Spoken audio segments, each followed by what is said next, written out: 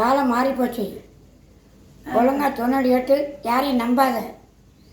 யாரையும் நம்பினா யாருமே இருக்க முடியாது. டெய்லி ரவுண்டு வாக்கிங் போ. ஒழுங்காக அங்கிட்ட லாந்திக்கிட்டு இரு. இன்னும் ஒரு 5 வருடம் இருக்கணும்னா அங்கிட்ட லாந்திக்கிட்டு. என்ன சொல்கிறது கேட்கா? சொல்கிறது கேட்கா? லாந்துவியா? அங்கிட்ட நடப்பியா? நடப்பியா?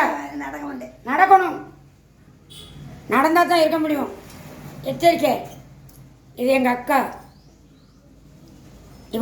வயது உனக்கு என்ன ஆகுது? வயது 80 வயது இருக்கும். 80 இருக்கும். எனக்கு 70.